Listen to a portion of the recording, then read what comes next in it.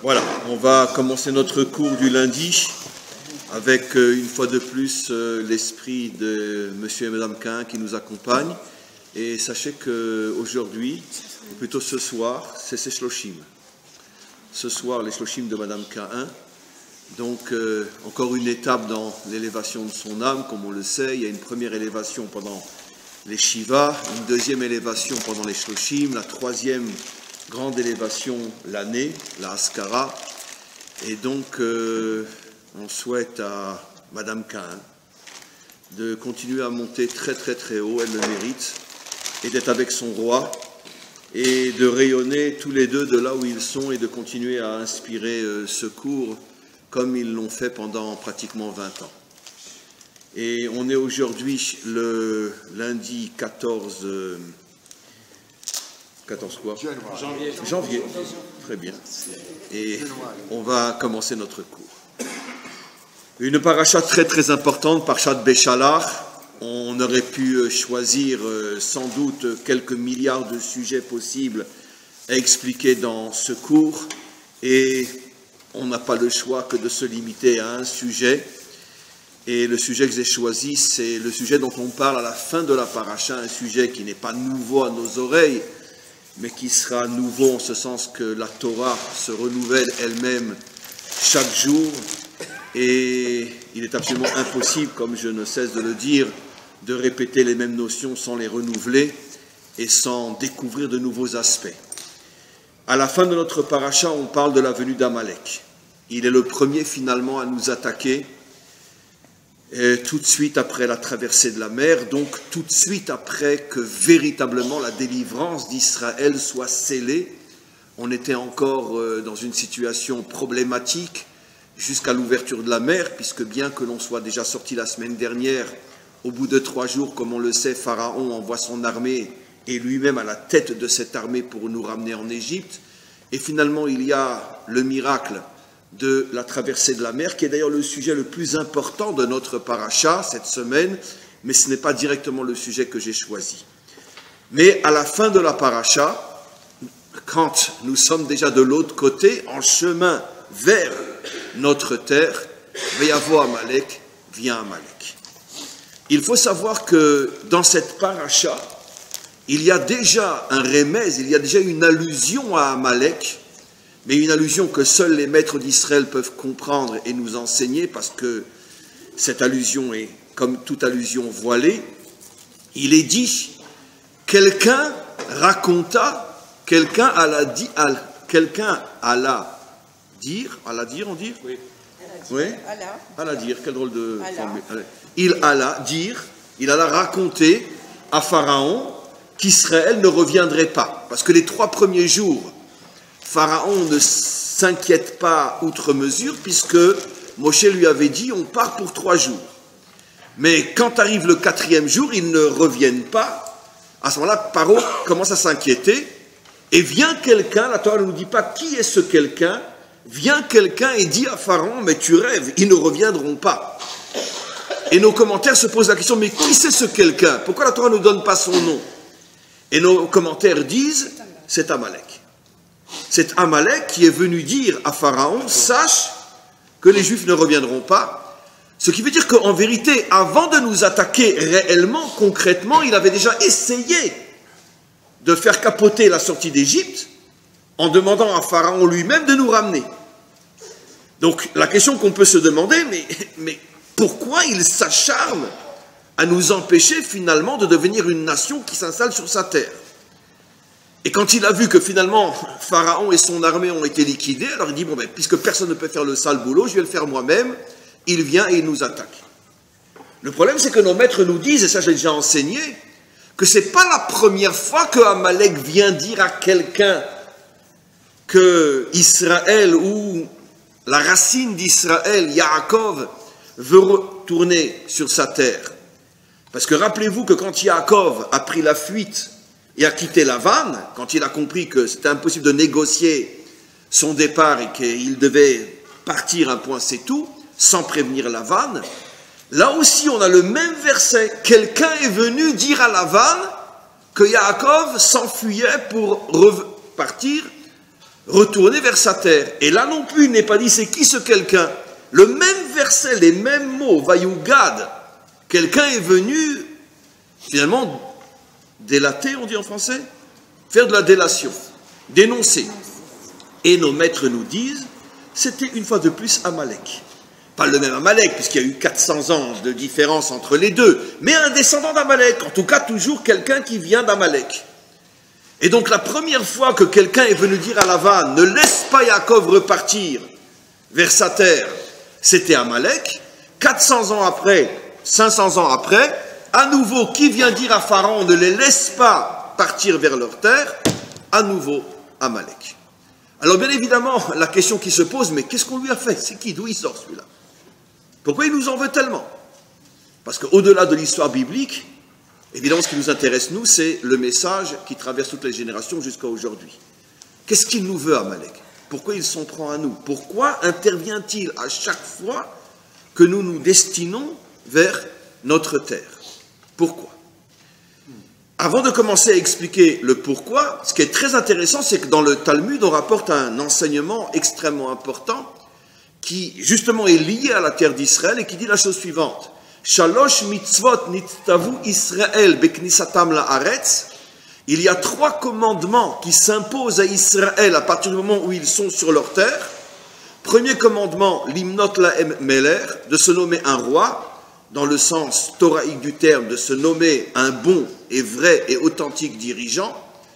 Comme j'ai souvent expliqué en vérité, et à chaque fois je tombe même dans le panneau, j'en ai marre de faire toujours cette erreur-là. Le mot meler ne veut pas dire roi, ne veut pas dire roi. Qu'est-ce que veut dire le mot meler? Dirigeant, ça veut dire du mot oler, celui qui nous dirige. Je ne sais pas pourquoi je traduis à chaque fois par roi. Le mot roi n'existe pas en hébreu. Meler, c'est le dirigeant. Donc, de se nommer un bon dirigeant, celui qui est molir otanu, celui qui nous conduit. Deuxième mitzvah, limchot et zichro shel Amalek, d'effacer, de radier jusqu'au nom même, jusqu'au souvenir même d'Amalek. Et troisième mitzvah, livnot bet hamikdash, de construire le temple. Ce qui veut dire que l'étape à traverser et à réussir pour construire le temple, pour lier donc le ciel et la terre, c'est la destruction d'Amalek. Encore une fois, pourquoi prend-il tellement de place au point d'être le problème fondamental qui nous attend sur notre terre pour pouvoir mériter véritablement de faire descendre Hachem dans ce monde, Ve'aya Hachem le Melech al kol haaretz. C'est lui qui est cité et personne d'autre. Donc on comprend déjà tous qu'il ne s'agit pas bien sûr du personnage biblique en tant que tel, mais de l'idéologie qu'il représente et qui s'oppose farouchement à Israël et sa mission. Qu'est-ce qu'est l'idéologie amalécite? Sur ça, nos maîtres nous expliquent. Dès le premier mot de la Torah, on a une allusion à ce combat qui traverse toute l'histoire entre nous et Amalek, ce combat qui durera jusqu'à la délivrance finale, ainsi que nous l'explique le Baal HaTurim dans notre paracha. Quand Yehoshua arrive à vaincre Amalek, il est dit, le dernier verset, Milchama l'Hachem be'Amalek midor dor. Hachem continuera à lutter contre Amalek, midor dor, dans toutes les générations. Et le Baal HaTurim nous explique, midor dor a pour gematria, pour valeur numérique, ad biat hamashiach. Dans le mot midor dor, on a une allusion à ce que c'est pas seulement dans les générations, mais dans toutes les générations jusqu'à biat hamashiach. Et bien sûr, qu'est-ce que le Baal HaTurim veut nous faire comprendre? Que le dévoilement du Mashiach, la délivrance finale dépend de la destruction, de la disparition d'Amalek, de l'idéologie amalécite. Timche et zecher Amalek, comme j'explique toujours, la Torah ne parle pas de la destruction physique, c'est pas ça son problème. Sinon elle aurait dû dire Timche et Amalek, mais elle dit Timche et zecher Amalek. C'est quoi le zecher? L'idéologie. Ce qui importe à la Torah, c'est la destruction de l'idéologie amalécite, pas la destruction physique, c'est pas ça son problème. Derech Agav, et c'est ça le paradoxe, le pélé absolument incroyable, en tant qu'individu, quelqu'un d'Amalek peut se convertir. Il est accepté, sans aucun problème. Plus encore, le garde du corps principal du roi Shaoul était un converti amalécite. Ce qui veut dire que le roi Shaoul confiait sa tête entre les mains d'un amalécite converti. Donc il lui faisait entièrement confiance. Au point que la royauté d'Israël repose finalement sur la décision de son garde du corps. Est-ce qu'il le garde bien ou non? De là, nos maîtres nous expliquent que ce n'est pas l'individu amalécite en tant que tel qui représente un danger, mais l'idéologie amalécite. Car un amalécite qui décide de faire teshuva, de se convertir, peut devenir même le garde du corps de Bibi. Comment? C'est pas le garde du corps qui a tué Shaoul. Non, c'est Shaoul qui lui a demandé. Oui, mais bon. Ah non, mais c'est différent. Et ça, il avait le droit de le faire. Et le garde du corps ne voulait pas le faire. Quand Shaoul est tombé blessé pendant sa guerre contre les Philistins et a compris que si jamais il tombait blessé, vivant, entre les mains des Philistins, vous imaginez ce qu'on fait à un soldat juif aujourd'hui entre les mains des Palestiniens, imaginez-vous, il y a 4000 ans entre les mains des Philistins, surtout le roi d'Israël, il a préféré mourir plutôt que d'être torturé à mort. Et donc il a demandé à son garde du corps de le tuer. Et nos maîtres disent que c'est tout à fait autorisé, on a le droit de se suicider pour ne pas tomber entre les mains de barbares qui te feraient mourir dans des conditions absolument atroces. C'est ce qu'on fait pendant toute l'histoire, malheureusement, des centaines de milliers de juifs et de juives qui se sont suicidés plutôt que de tomber entre les mains de leurs oppresseurs. Le symbole le plus grand, bien sûr, Masada, comme on le sait. Et derrière Agav, bon, je fais juste une petite parenthèse, la véritable raison pour laquelle la communauté de Masada s'est suicidée, et qu'ils ont eu raison de le faire, c'est pas parce qu'ils avaient peur de tomber entre les mains des Romains et que les Romains allaient peut-être les torturer à mort, etc., parce que c'était pas le cas véritablement des Romains. Les Romains tuaient, ben au moins ils coupaient la tête, ils pendaient, ils crucifiaient, peu importe, mais c'est pas ça le problème. C'est parce qu'ils avaient entendu que tous les hommes seraient vendus pour servir les homos, et toutes les femmes seraient vendues pour servir de prostituées. Et c'est pour ça qu'ils se sont suicidés, non par peur d'une mort horrible, mais pour ne pas servir de prostituée aux hommes ou de prostituée aux hommes aussi. Dans les deux cas, c'était prostitution aux hommes. Mais les hommes, et les hommes, voilà. Donc, c'était ça le problème. Et donc, c'est pour ça qu'ils se sont suicidés. Donc, ils ont eu raison de le faire, on peut leur dire bravo. Et donc, on continue. Donc, on revient maintenant à ce qu'on explique.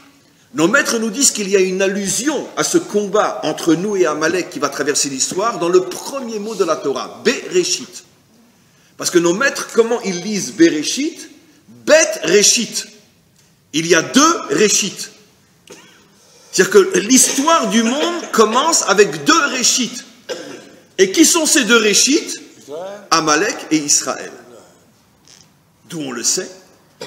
Israël est appelé Reshit, comme il est dit, Reshit Tevuato, ça veut dire que le monde est comparé à une récolte, et la première récolte du cultivateur qui est le maître du monde, c'est Israël, et après viennent les 70 nations, et on va comprendre bien sûr quel est le sous-entendu, mais il y en a un autre qui est appelé Reshit, Amalek, Reshit Goïm, Amalek.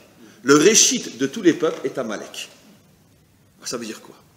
Reshit, explique nos maîtres, c'est un modèle. Reshit, c'est un modèle. C'est la raison pour laquelle la Torah ne dit pas Be'atrala, aval Bereshit. Quelle est la différence en hébreu biblique entre le mot Atrala et Reshit? Atrala veut dire au commencement.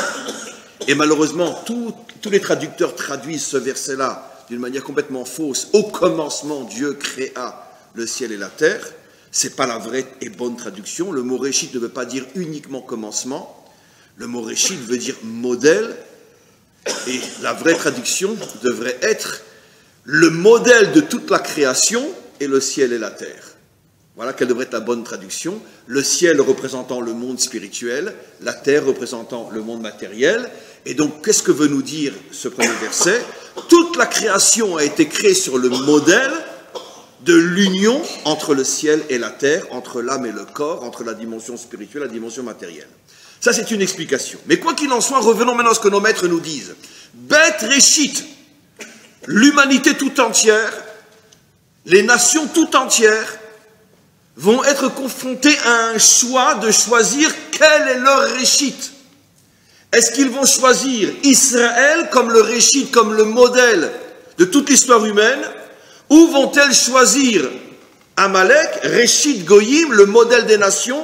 Vont-elles choisir Amalek comme étant le modèle fondamental de toutes les nations? On n'a encore rien expliqué. Mais pour ça, on avance. Et dès le premier mot de la Torah nous prévient, toute l'histoire humaine va se situer autour de ce choix. Est-ce que vous choisissez Amalek ou vous choisissez Israël? Jusqu'à aujourd'hui, comme on va le voir, et surtout dans nos dernières générations, quand on va comprendre et décoder, parce que pour l'instant on n'est que dans des codes bibliques, on va se rendre compte que malheureusement le monde occidental a choisi depuis fort longtemps, et aujourd'hui plus que jamais, le modèle amalécite comme étant son modèle civilisateur. Donc, on comprend maintenant pourquoi il va y avoir une guerre qui va traverser toute l'histoire entre le modèle amalécite et le modèle Israël, puisque chacun finalement revendique son droit d'être le modèle unique. Israël dit, nous avons été choisis pour être hors la Goïm, pour être le modèle des nations, hors la Goïm, et Amalek dit, mais non, allez vous faire voir, le modèle c'est moi, puisque on m'appelle dans la Torah Réchid Goïm, derech Agav, en passant, qui c'est qui a appelé Amalek Réchid Goïm? C'est la Torah, c'est vrai, mais ça sort de la bouche de qui? Bilam, bien sûr. Ça veut dire lui aussi le premier pire ennemi d'Israël. Et finalement, Bilam, qui était lui aussi un idéologue, qui voulait empêcher finalement le dévoilement d'Israël, c'est le premier véritable ennemi d'Israël, pire encore que Esav, dans le contexte biblique. Nos maîtres nous disent que son plus grand élève était Amalek. Amalek, ben, il vivait à la même époque. Puisque Amalek, le premier Amalek biblique, c'est qui? On va le voir tout de suite. C'est le petit-fils de Esav. C'est l'arrière-petit-fils de Yitzhak. Donc il vivait à l'époque de Bilam. Et il a été étudié l'idéologie bilamique chez Bilam.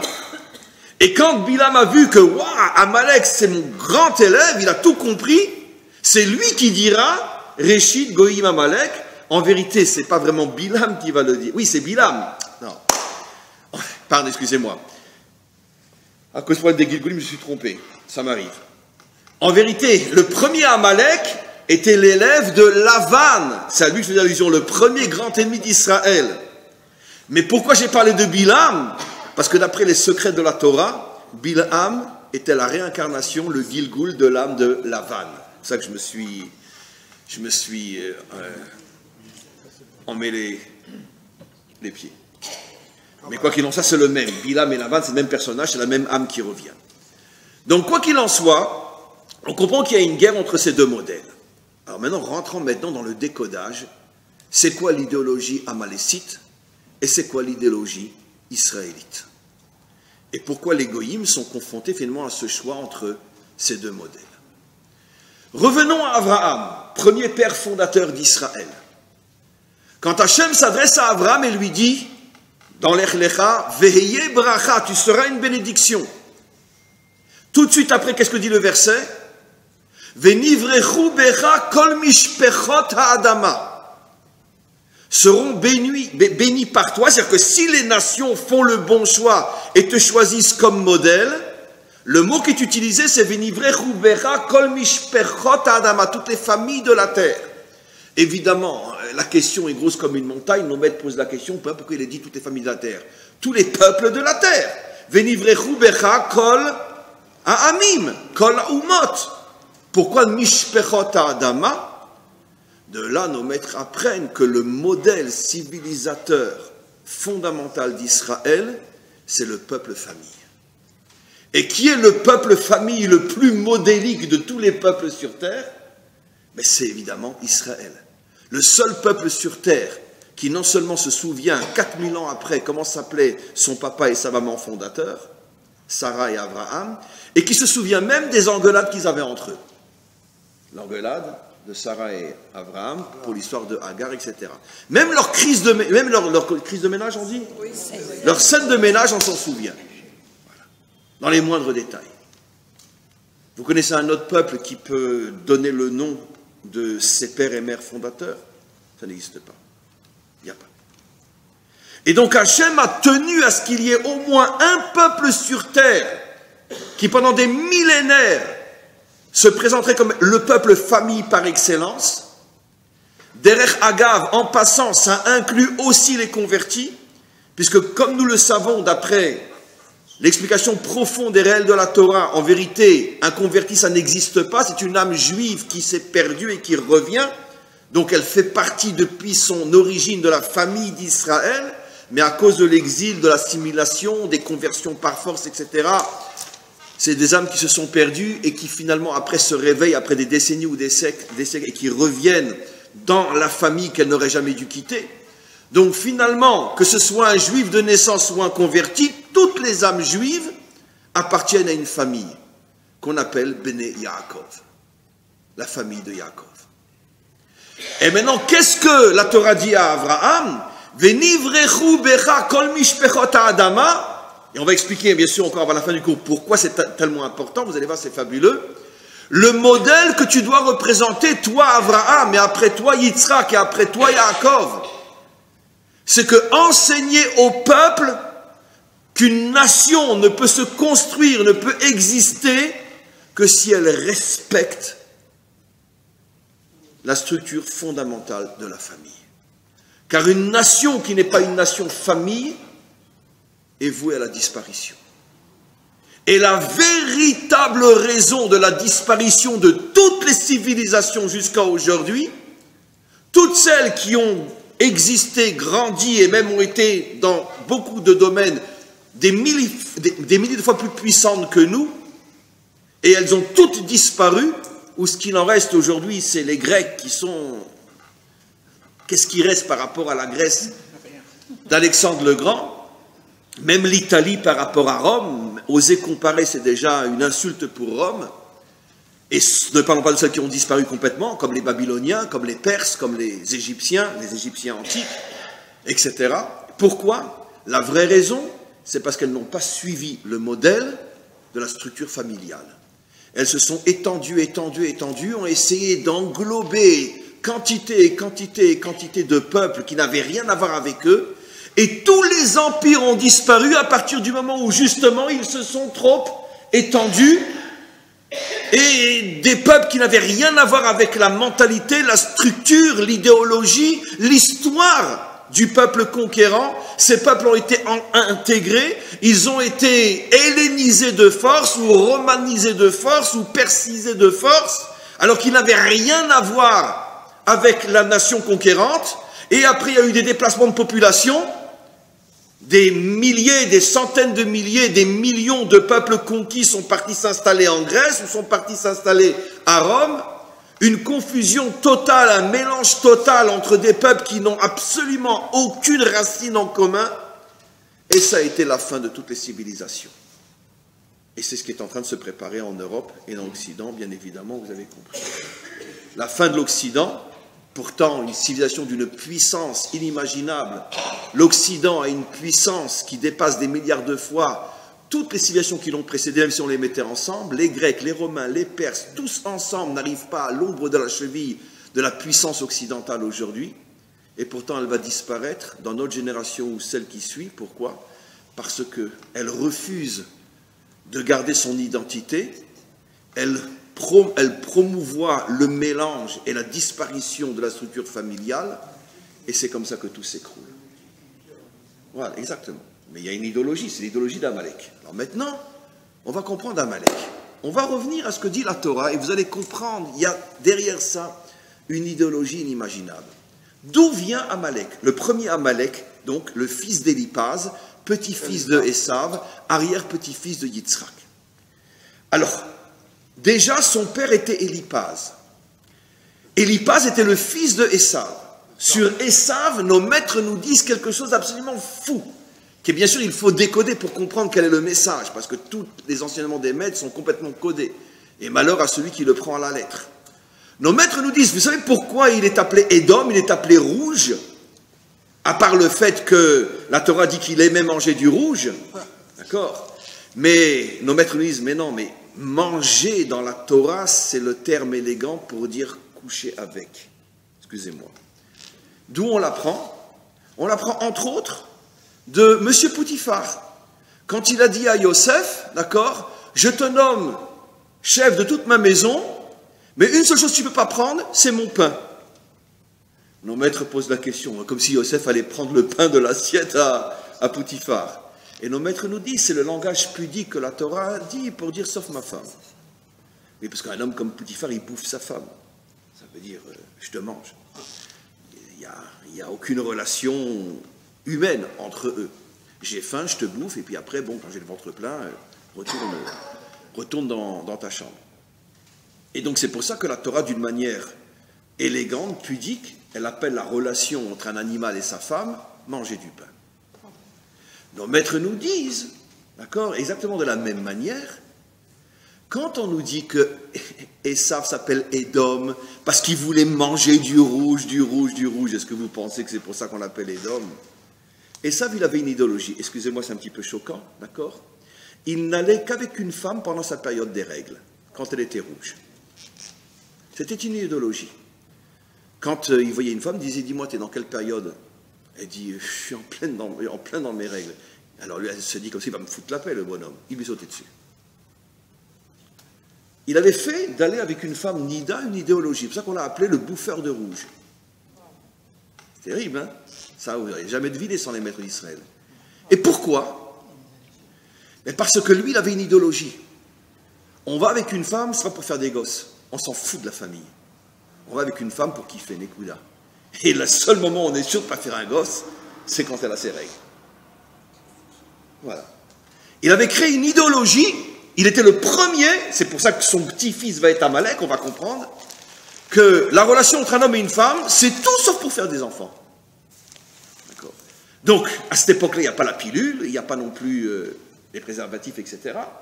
Et donc, la seule possibilité pour être sûr que je vais kiffer sans faire un gosse, c'est ce que tu es dans ta période ou tu n'es pas dans ta période. C'est terrible, mais c'est comme ça. Il a mis au monde un fils qu'on appelle Éliphaz.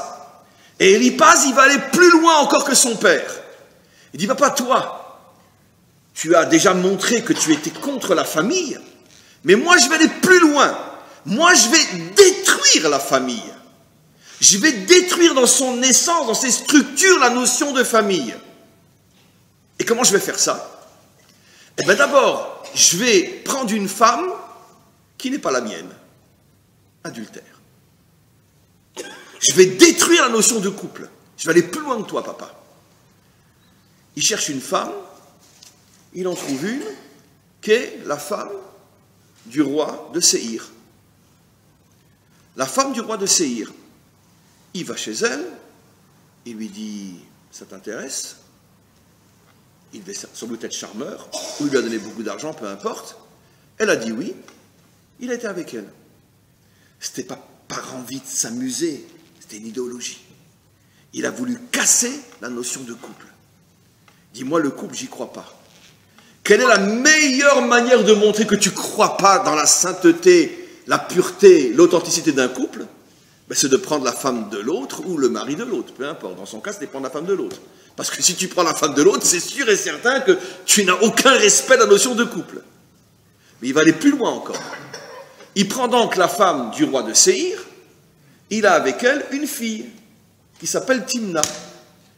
Bon, un homme peut être à ce point un tordu d'aller avec une femme mariée, mais il faut quand même être drôlement tordu pour aller avec sa propre fille. Quand sa fille atteint l'âge de la puberté, il appelle sa fille Timna, il lui dit, dis-moi, je suis quoi pour toi? Il dit, ben papa, t'es mon papa. Bien que t'étais pas vraiment le mari de maman, mais en tout cas, t'es mon papa. Il dit, non, je suis pas ton papa, je suis ton amant. Comment t'es mon amant? Ben oui, allez, déshabille-toi. Il lui saute dessus, il fait un gosse, et ce gosse s'appelle Amalek. Waouh, c'est extraordinaire. Il a voulu casser la notion de couple et la notion de relation entre père et fils, la notion parentale. Il a brisé toutes les structures familiales, mais pas pour s'amuser, c'était une idéologie. Son père avait commencé par des femmes pendant la période, et lui, il a compris le message. Dis-moi, papa, toi, Esav, qui dans le judaïsme va devenir le symbole du père fondateur de l'Occident, comme on le sait. Papa, je comprends très bien. Donc toi, tu fais de la sexualité, on pourrait dire un plaisir en soi, donc pas d'enfant. Ce qui, dans le monde occidental, va devenir la pilule, etc. On fait tout pour ne pas avoir d'enfant, surtout pas. Mais moi, je vais aller plus loin que toi. Parce qu'effectivement, pendant des décennies, voire des siècles, le monde occidental s'est uniquement contenté d'union, protégé, on n'ira pas d'enfants. Mais ces dernières décennies, on voit que le monde occidental va beaucoup plus loin. Il est passé de Esav à Élipaz, à Malek.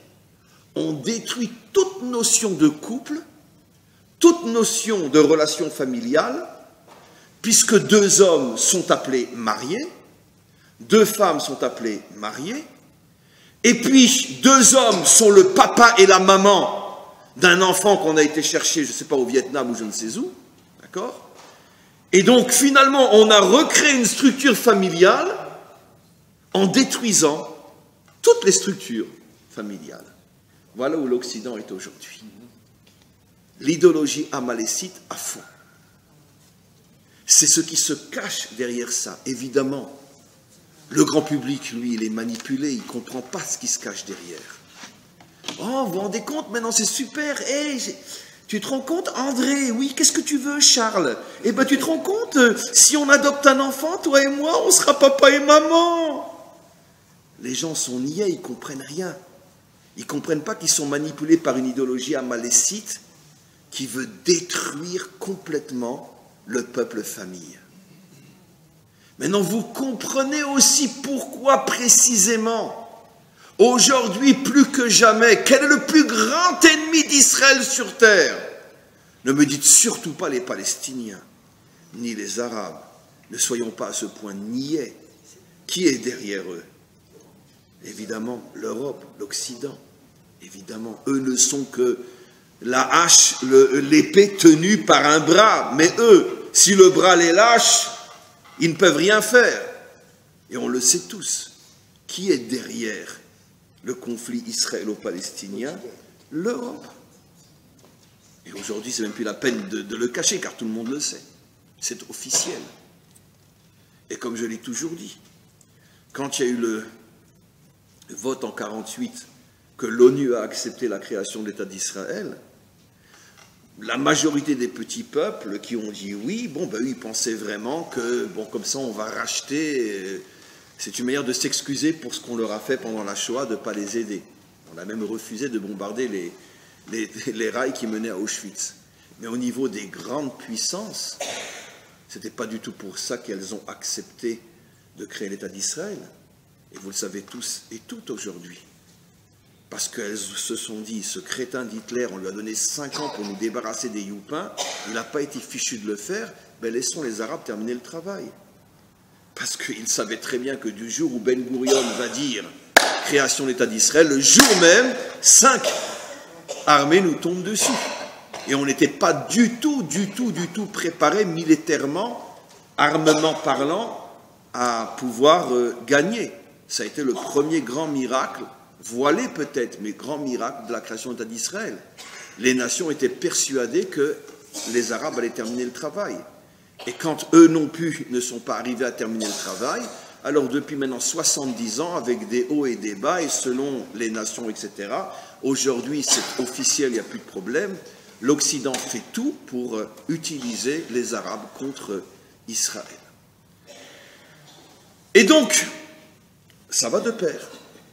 Plus l'Occident est en train de reconstruire la notion de famille sur des bases qui sont complètement abominables au regard de la véritable notion de famille, et plus l'Occident s'acharne à vouloir détruire l'État d'Israël. Ça va de pair. C'est comme ça que ça fonctionne. Alors maintenant, vous comprenez pourquoi Amalek s'acharne depuis Yaakov à empêcher le retour et la naissance et la construction de ce peuple sur sa terre. Parce que si Israël réussit sur sa terre, il va devenir le premier Réchit et pratiquement le seul modèle peuple-famille sur terre. Et en tant que peuple, il arrivera bien sûr à proposer ce modèle à tous ceux qui voudront le suivre.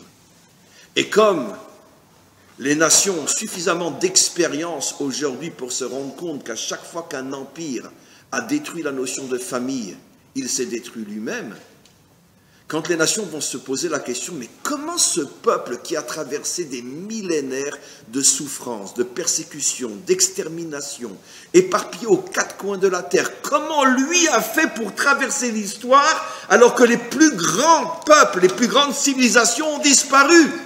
Mais comment qu'il a fait?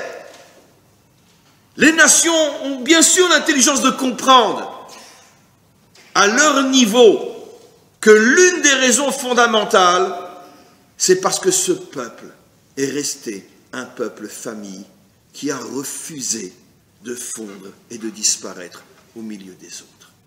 Et c'est ça le secret de son éternité. Vision côté homme, bien sûr, car il y a bien sûr d'autres raisons, mais vision côté homme. Et quand les nations vont voir après des millénaires que ce peuple ressurgit sur sa terre et devient un modèle dans tous les domaines, technologiques, médical, même moral et spirituel, on se dit, mais donc on ne peut pas être autre chose qu'un peuple-nation. Et elles vont suivre ce modèle. Et donc c'est pour ça que Amalek fait tout pour empêcher la reconstruction d'Israël sur sa terre, parce que Amalek ne veut pas de ce peuple modèle, ne veut pas de Mishpechot Ha'adama, que toutes les nations se regroupent en tant que Mishpacha. On a dans un de nos textes talmudiques une véritable prophétie qui remonte à plus de 2000 ans, je vous l'ai déjà sorti des milliers de fois. Au tout début, la première page de Masechet Avodah Zara, le traité qui parle de l'idolâtrie. Comment nos maîtres pouvaient savoir une chose pareille il y a plus de 2000 ans? Nos maîtres disent à la fin des temps, au moment de la délivrance, Hachem va demander à tous les peuples de se présenter devant lui. Et tous les peuples vont venir, regardez le mot en hébreu, Be'irvuvia, mélanger les uns dans les autres. Le peuple français va venir, mais tu sais pas, il y aura des jaunes, des rouges, des noirs, des violets, des bleus, toutes les religions, toutes les cultures, toutes les races. Hachem dit, démélangez-vous. Je veux les Français d'un côté, les Allemands de l'autre, les Belges, les Italiens, je veux chaque peuple selon sa véritable identité. Mais comment nos maîtres pouvaient imaginer il y a 2000 ans qu'au moment de la délivrance finale, tous les peuples viendraient mélanger? C'est-à-dire que nos maîtres ont bien compris que l'idéologie qui va dominer le monde juste avant la délivrance sera l'idéologie qui extermine la notion de famille. Et pour exterminer la notion de famille jusqu'au bout, il faut exterminer Israël. Car tant qu'Israël existera, le modèle familial restera. Dernière partie du cours, oui. Ça n'explique pas le début, Réchit, que vous avez dit, Israël et puis Amalek. Si, parce que c'est les deux modèles que... Chacun son propre modèle, d'accord. Oui. On connaît le nôtre, on connaît celui Voilà. d'Amalek, mais quel est l'intérêt d'Hachem d'avoir créé ces deuxièmes modèles et quel est l'intérêt aussi de Amalek de devenir le modèle? Ça, c'est la fin du cours. La deuxième question, c'est la fin du cours. Et la première question, c'est tout simplement parce que toute l'histoire est fondée sur le principe du travail de l'homme. Ça va être aussi la fin du cours, comme vous allez voir. Hachem a créé un monde compliqué, un monde tordu, pour permettre à l'homme de ne pas être son petit toutou à Hachem, qui suit le berger comme un rien.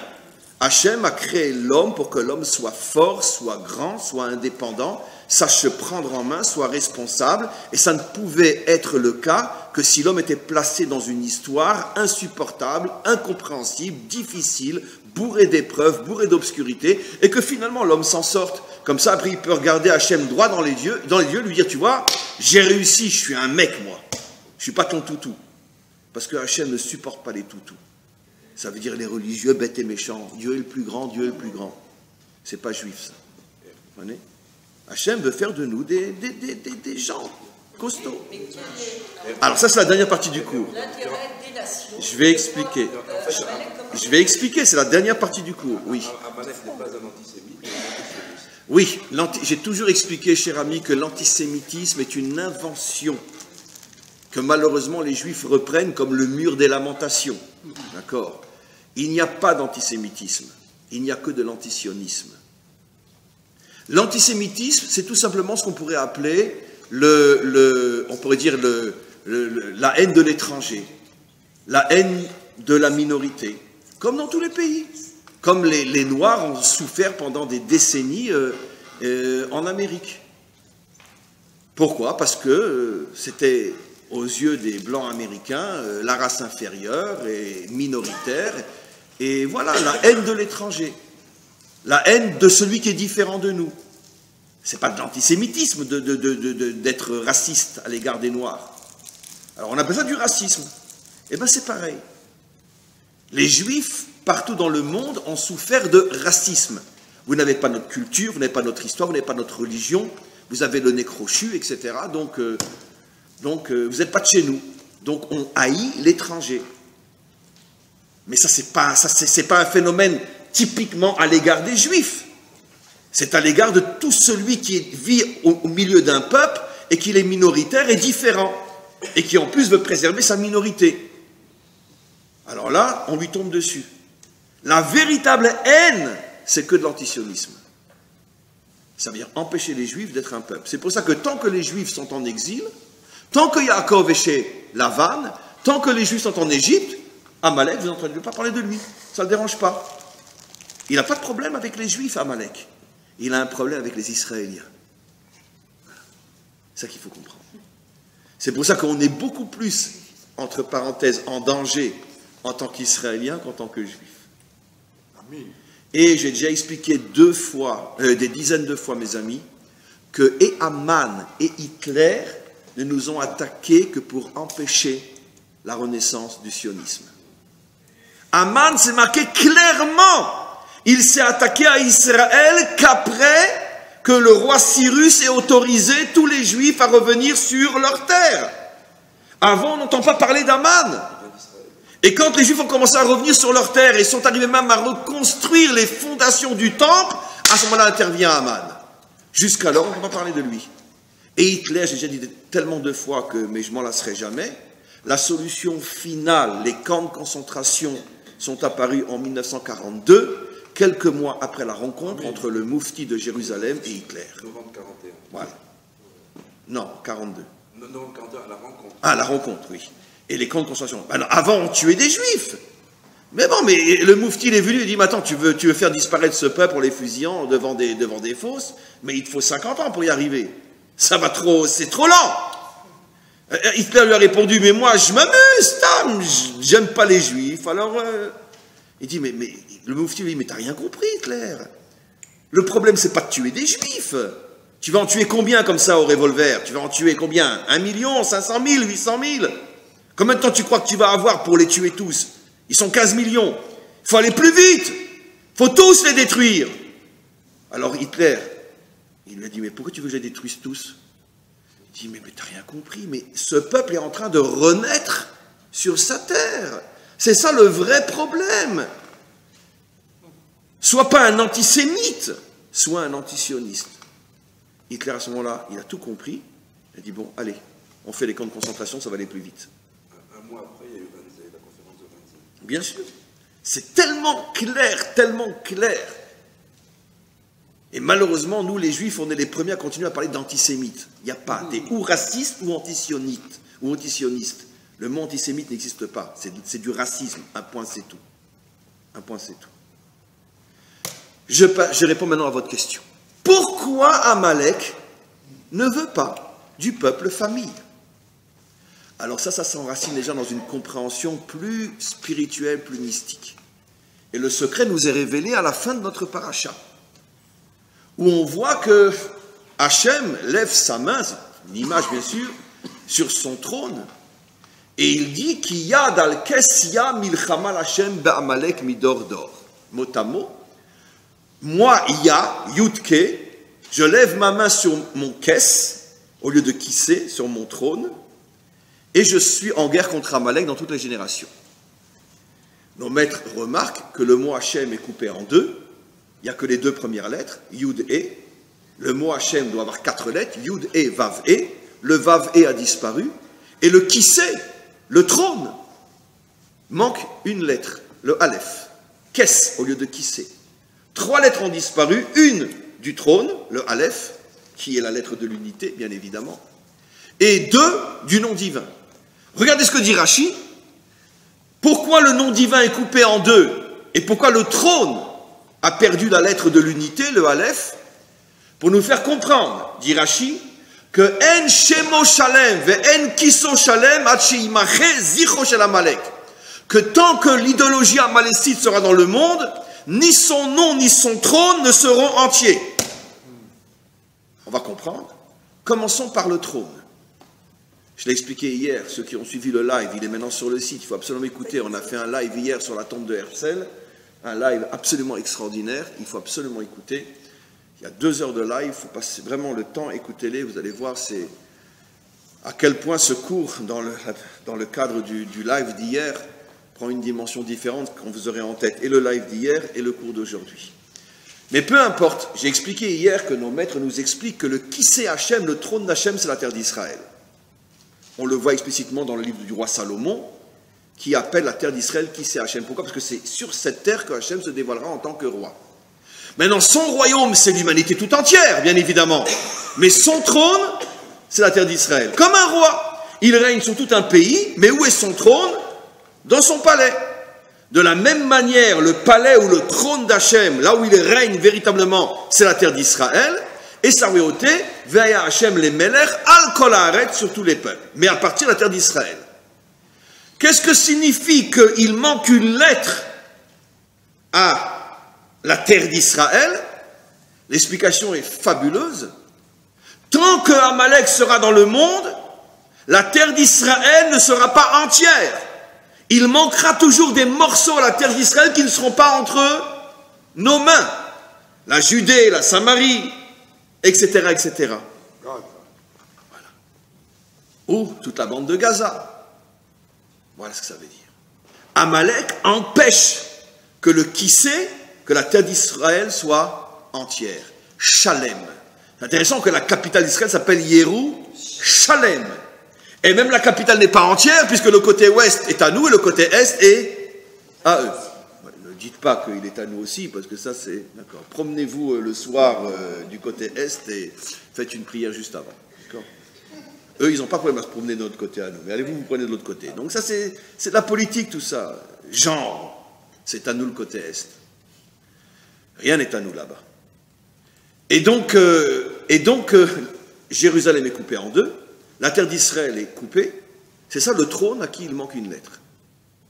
Le nom d'Hachem lui aussi est coupé. Alors là, c'est déjà plus profond.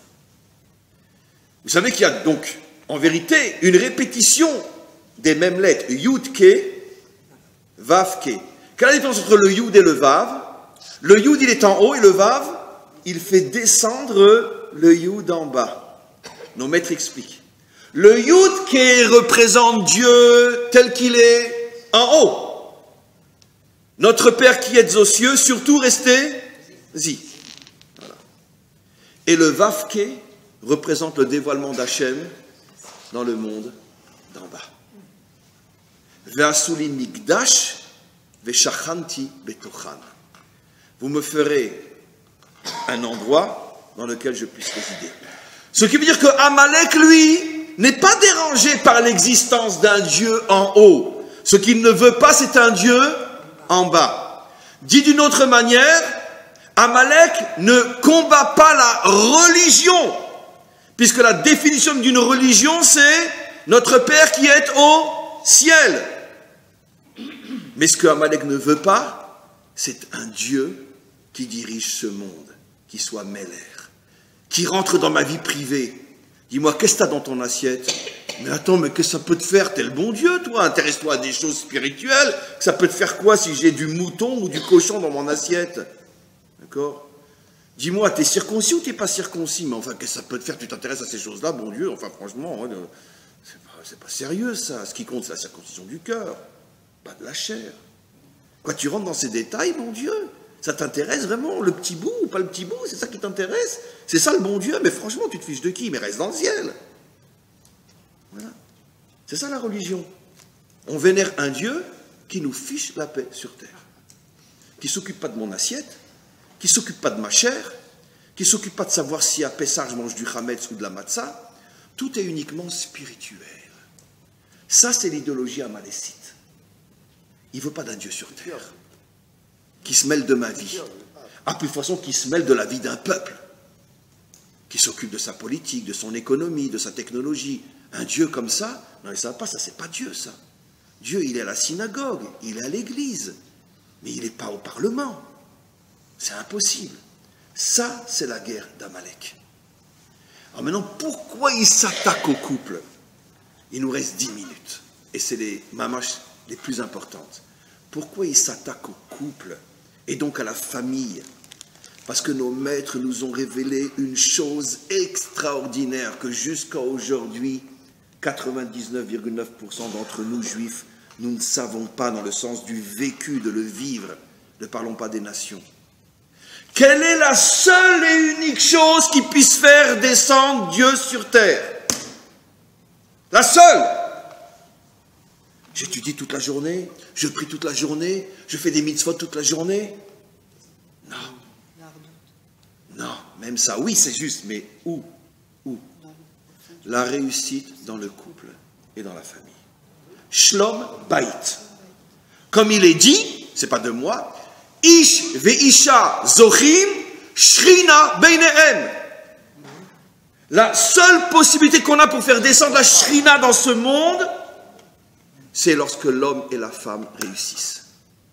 Plus encore, nos maîtres vont pousser le culot jusqu'à dire que les 4 lettres du nom divin correspondent à la cellule familiale fondamentale. Le Yud, le père, Marie, Marie-père. Le Hé, le premier Hé, l'épouse, mère. Le Vav, le fils. Et le Hé, la fille. Les 4 lettres du nom divin correspondent à la famille, cellule fondamentale, puisqu'on sait que pour accomplir la mitzvah parfaite, il faut avoir au moins un fils et une fille. Bon, si on peut pas, on ne peut pas. Mais c'est la cellule fondamentale qui correspond aux 4 lettres du nom divin. Comme pour dire que le nom divin ne se dévoile dans ce monde que si il y a l'entente dans le couple et la cellule familiale construite. Avec, évidemment, comme dans le couple qu'on a fait des hauts et des bas, mais que tu fais tout pour plus ou moins garder la chose. Voilà. Alors maintenant, évidemment que sans l'étude de la Torah, sans la pratique des mitzvot, sans les tfilot, sans toute la Torah, on n'y arrivera pas. Mais celui qui dit que ça dépend uniquement de l'aspect religieux, je vais vous donner un exemple extraordinaire à quoi il ressemble cet idiot. Je vais vous donner un exemple. Quelqu'un vient, d'accord, voir une personne qui donne de bons conseils. Il lui dit, voilà, j'ai un grand problème de parnassa, j'arrive pas à trouver du travail et donne-moi un conseil. Et le conseil lui dit, tu sais quoi, mets des chaussures et habille-toi. Donc, si on regarde, il dit, comment mettre des chaussures et habille-toi? Oui, parce que si tu ne mets pas de chaussures et habille-toi, tu ne peux pas sortir dehors pour aller chercher du travail. Alors l'autre lui dit, mais enfin, mais ça je le sais. Et si je suis tout nu, je ne peux pas aller chercher du travail. Je ne vais pas me présenter tout nu à une entreprise, acceptez-moi. Évidemment que j'ai besoin de chaussures et j'ai besoin de t'habiller. Mais ça, c'est le moyen pour. Moi, ce que j'ai besoin, c'est d'un conseil, comment je décroche le travail. Et vous avez compris. Tant qu'un juif n'est pas dans la Torah, c'est comme s'il est tout nu. Donc, il ne peut pas réussir dans aucun domaine. Mais une fois qu'il est habillé, s'il reste chez lui, il ne trouvera de toute façon pas de travail. Donc, la Torah, c'est mon habit. Mais une fois que j'ai cet habit, je dois réaliser ma mission. Et ma mission, c'est quoi? C'est de faire descendre Hachem dans ce monde. Et comment je fais descendre Hachem dans ce monde? Comment? Réussis ton couple et réussis ta famille. C'est le seul travail, le seul moyen. Tout le reste, stable. Ce qui veut dire que si vous trouvez quelqu'un qui est un grand dans la Torah, qui est très makpid dans les mitzvot, mais dans son couple, ça ne va pas. 0. Vous trouvez quelqu'un qui est un bon juif, je parle d'un bon juif respectueux, etc.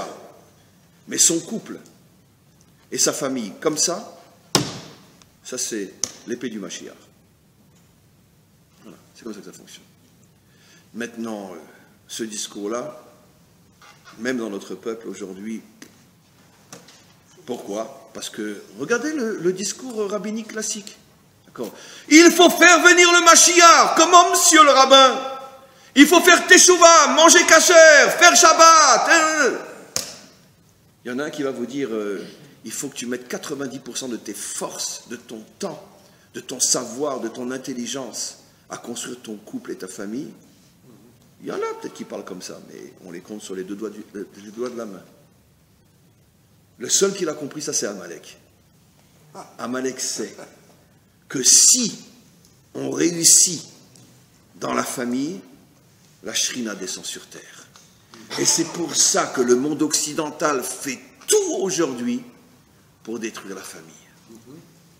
De manière à être sûr que le bon Dieu, il va rester dans le ciel. Il y a un paradoxe quand même avec Eliphaz. Parce que Eliphaz est allé à la poursuite de Yaakov, il ne l'a pas tué. Et les maîtres disent, il avait encore quelque chose de l'éducation d'Israël.